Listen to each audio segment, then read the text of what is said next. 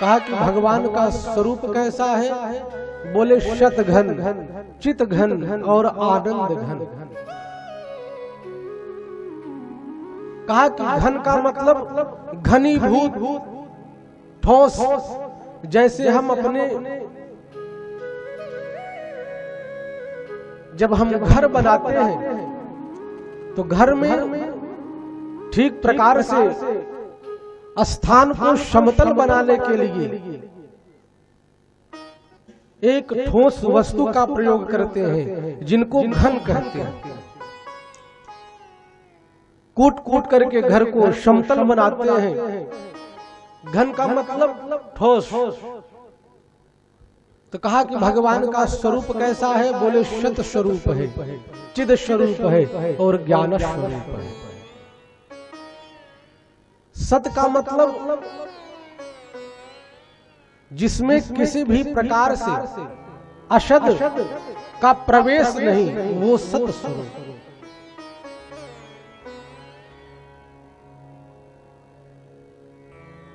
कहा कि भगवान का दूसरा स्वरूप बोले चिद स्वरूप। कहा जहां अज्ञान का किसी भी प्रकार से प्रवेश नहीं, चिद स्वरूप है भगवान। और तीसरा कहा कि आनंद स्वरूप।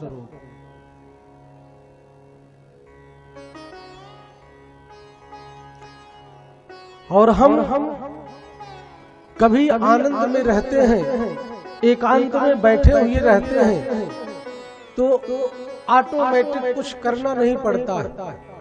हम रोने लगते हैं, हंसने लगते हैं, आपस में ही बात करने लगते हैं। कहा कि जब वह भगवान की कृपा से आनंद सिंधु का एक बिंदु के करोड़ों करोड़ों अणु हमको जब प्राप्त होते हैं, तब हमारे जीवन में ऐसी परिस्थिति बनती है।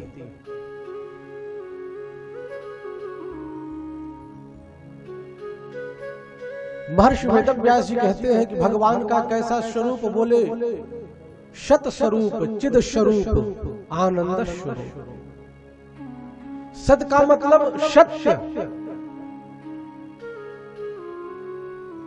कहा कि इस संसार में जो भी वस्तुएं प्रतिपादित हो रही हैं, दिखाई दे रही हैं, ये सब असत है, सत नहीं। जो आज है वो कल नहीं रहेगा।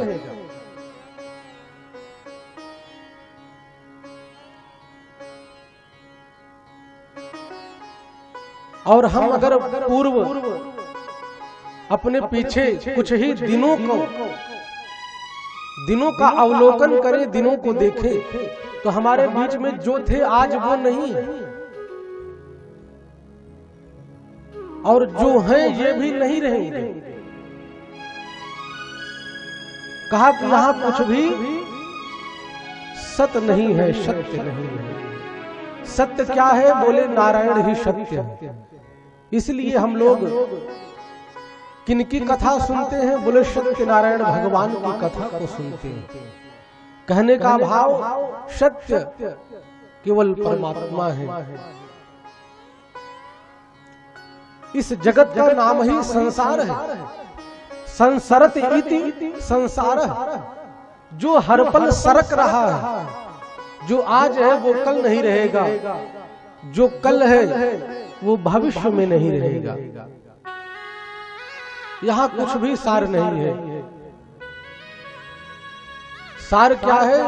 बोले भगवान सत स्वरूप में स्थित है। और चिद का मतलब ज्ञान, प्रकाश। कहा कि जैसे भगवान सूर्य नारायण धरती पर अपने प्रकाश को छोड़ते हैं और भगवान सूर्य नारायण की कृपा से इस जगत का अंधकार समाप्त हो जाता है। तो भगवान का स्वरूप कैसा है? बोले चिद स्वरूप, प्रकाश स्वरूप। भगवान को किसी से प्रकाश लेने की आवश्यकता नहीं है।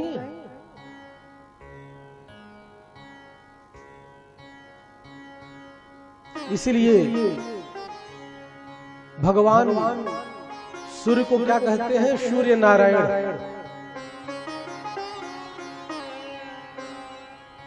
कहा कि परमपिता परमात्मा ऐसे हैं कि जिनको किसी से प्रकाश उधार लेने की आवश्यकता नहीं, लेकिन हमें और आपको है, क्योंकि हम लोगों के भीतर जो प्रकाश है ये पर प्रकाश है, किसी ने दिया है। कहा कि नहीं महाराज, हम तो स्वयं अपनी आंखों से देखते हैं, हमारी आंखों में अपना प्रकाश है। कहा कि जब आपकी आंखों में अपना प्रकाश है तो महाराज रात्रि के अंधकार में आप देख क्यों नहीं पाते?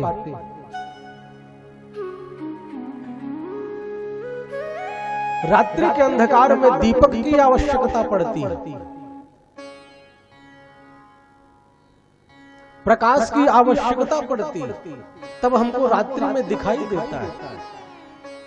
कहने का मतलब हमारी आंखों में भी जो रोशनी है, जो प्रकाश है, ये पर प्रकाश है, सब प्रकाश नहीं।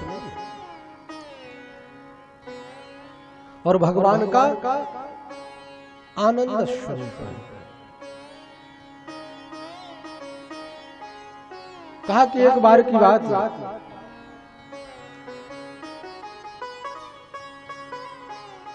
महर्षि वेदव्यास जी कहते हैं कि भगवान सच्चिदानंद लीला कर रहे थे,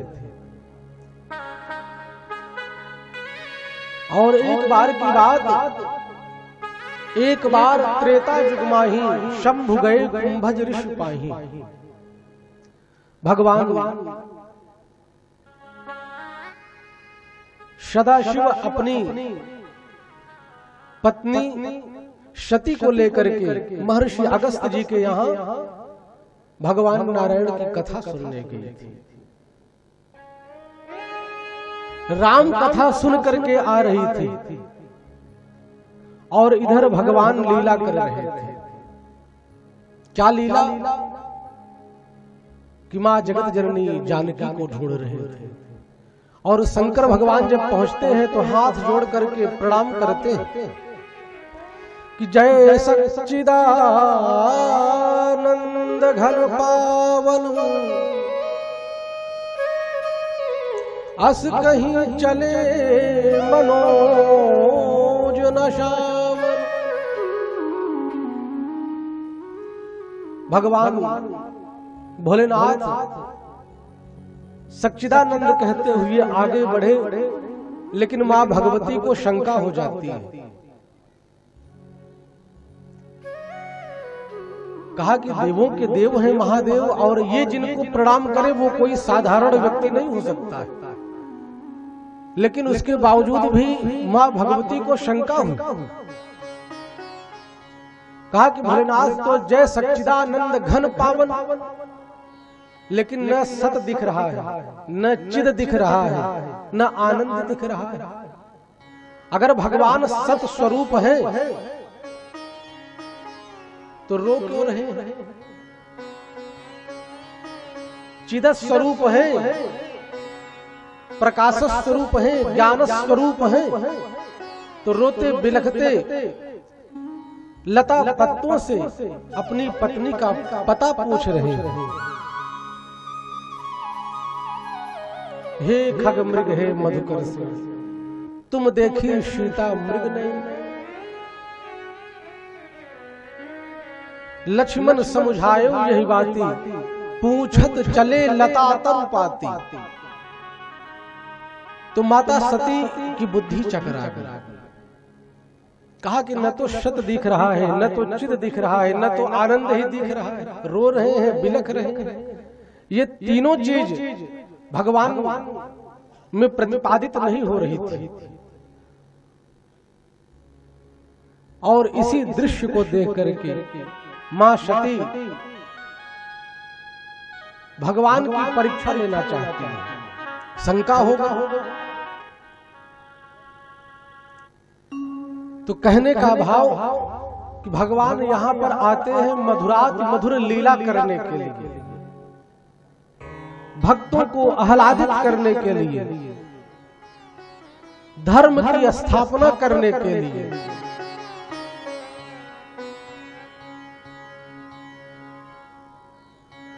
कहा कि जैसे कोई अभिनेता किसी फिल्म में उसको एक गरीब का रोल मिल जाए, जिसके पास न खाने की व्यवस्था न पहनने की व्यवस्था, तो कहा अभिनेता उसी का नाम जो सुंदर तरीके से उस लीला में अवस्थित हो जाए।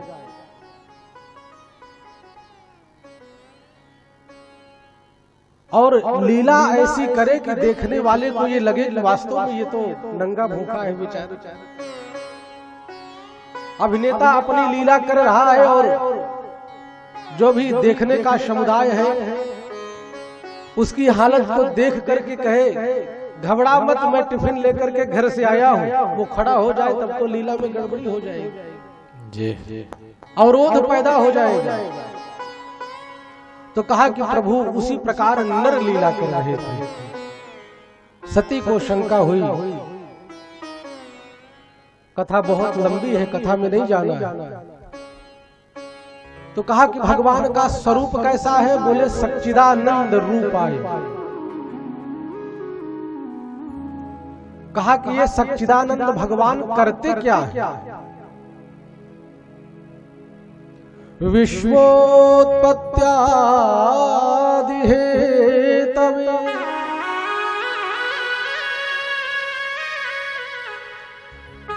कहा कि ये सच्चिदानंद भगवान क्या करते हैं? विश्व की उत्पत्ति करते हैं, पालन करते हैं और लय कर देते हैं। ये भगवान का कार्य है।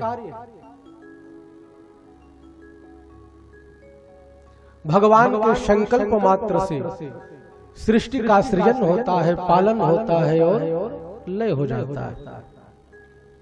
कहा ऐसे परम पुरुष भगवान सच्चिदानंद कि जब हम पावन चरण शरण ग्रहण करते हैं तब क्या होता है? कहा कि तापत्रय विनाशाय, 3 प्रकार के ताप हमारे स्वयं नष्ट हो जाते हैं। दैहिक ताप, भौतिक ताप, आध्यात्मिक ताप। कहा कि ये 3 प्रकार के ताप हैं और जब भगवान सच्चिदानंद की पावन चरण शरण ग्रहण करते हैं तो तीनों प्रकार के ताप नष्ट हो जाते हैं। दैहिक, दैविक, भौतिक तापा राम राज्य काहू नहीं व्यापा।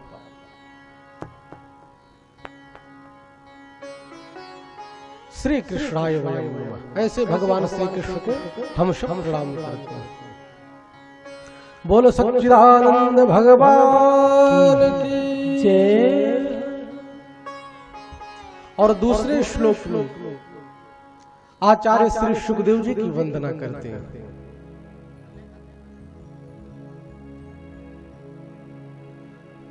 यं प्रव्रजन्त मनुपेतमपेत कृत्यम्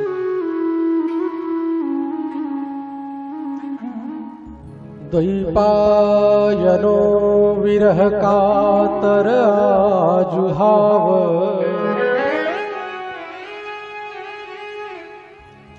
पुत्रेति तन्मयतया तरवो विनेदु।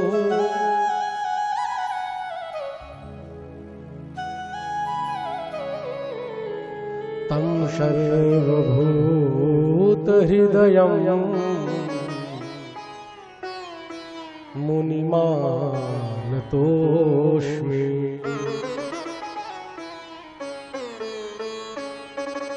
आइए हम सब श्री सुखदेव जी महाराज की जीवन का दर्शन करते हैं। कहा कि श्री सुखदेव जी कैसे हैं? बोले यम प्रव्रजंतम, ब्रज धातु, गच्छन्तम, जाने के अर्थ में 2 धातुओं का प्रयोग मिलता है। एक गच्छति, गच्छतः, गच्छन्ति, और एक ब्रजत, ब्रजतः, ब्रजन्ति। कहा कि श्री सुखदेव जी का जीवन कैसा है? बोले यम प्रव्रजंतम, प्रव्रजंतम संन्यस्त गच्छन्तम, जिन्होंने जन्म लिया और जन्म लेते ही संन्यास की तरफ चल दिया। जिन श्री सुखदेव जी का नालक छेदन भी नहीं हुआ, जन्म लिया और तुरंत संन्यास की तरफ चल दिया। कहा कि कैसा है श्री सुखदेव जी का जीवन, अनुपेतम। अनुपेतम का अर्थ जिनका यज्ञोपवीत संस्कार भी नहीं हुआ, उपनयनादि संस्कार रहितम, अपेत कृत्यम तदुचित कृत्यम। जिन आचार्य श्री सुखदेव जी का यज्ञोपवीत संस्कार भी नहीं हुआ,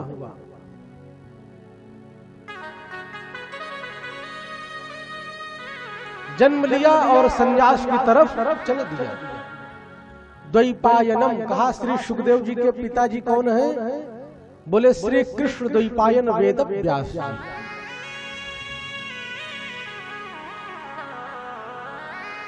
कहा कि इनका नाम द्वैपायन क्यों पड़ा? द्वीपे अयनम यस्य सह द्वैपायनम, द्वीप में घर बना करके निवास करने लगे, इसीलिए नाम पड़ा द्वैपायन। द्वीपे अयनम यस्य सह द्वीपायनम अस्य अस्ति द्वैपायनः तस्मिन्।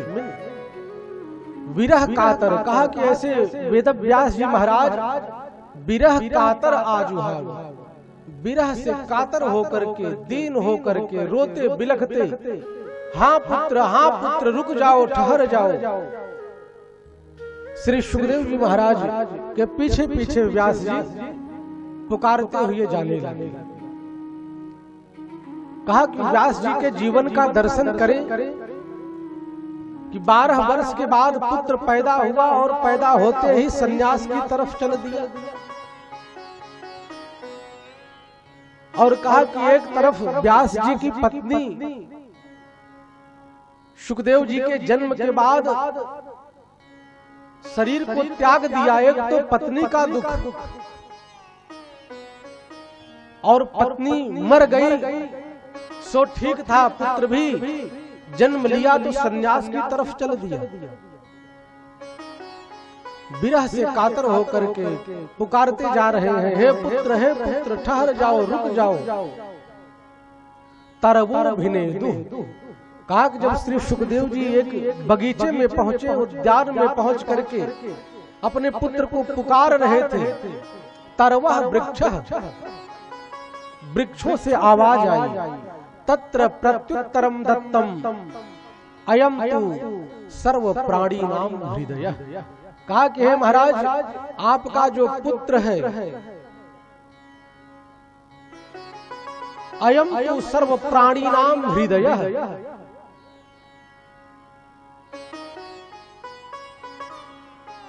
जब वृक्षों से इस प्रकार की ध्वनि को श्रवण किया व्यास जी, तो लौट करके जाने लगे। कहा कि कभी कभी ऐसा भी दुख होता है। बोलो भक्तवत्सल भगवान की जय। कहा कि जब हम भगवान की जय बोलते हैं तो हमारे भीतर सकारात्मक ऊर्जा का प्रवाह होता है, नहीं तो नकारात्मक ऊर्जाएं इस प्रकार हमारे भीतर घर कर जाती हैं कि वो भगवान के नाम को उच्चारण करने में बहुत बड़ी बाधा बन जाती है। आइए इस बाधा को दूर करते हुए, सकारात्मक ऊर्जा का प्रवाह प्राप्त करते हुए, बोलो भक्तवत्सल भगवान की जय हो। गोस्वामी जी ने बड़ी प्यारी चौपाई लिखते हैं कि सुनहु वियोग दुखहु दुख लागा, सुनहु वियोग दुख लागा, सुनहु वियोग दुखहु दुख लागा, सुनहु वियोग दुखहु दुख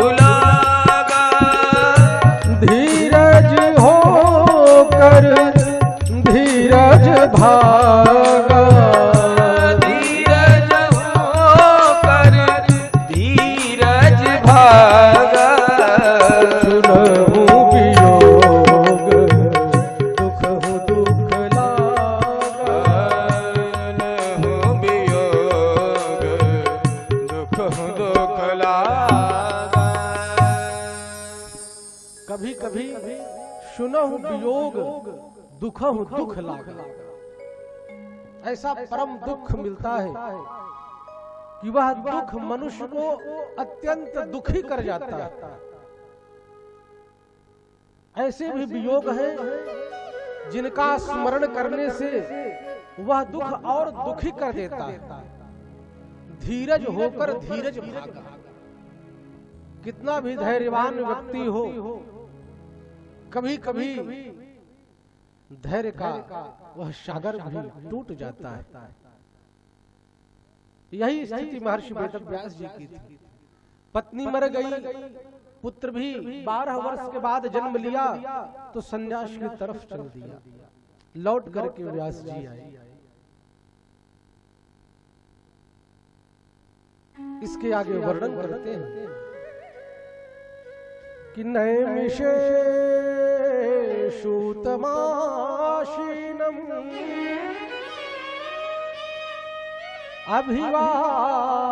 अभिवाद्य महामति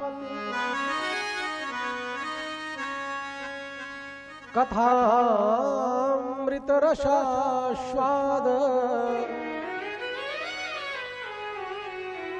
कुशलः शौनको ब्रवीत्। कहा कि जिस प्रकार इस पवित्र प्रांगण में धोई ग्राम सभा में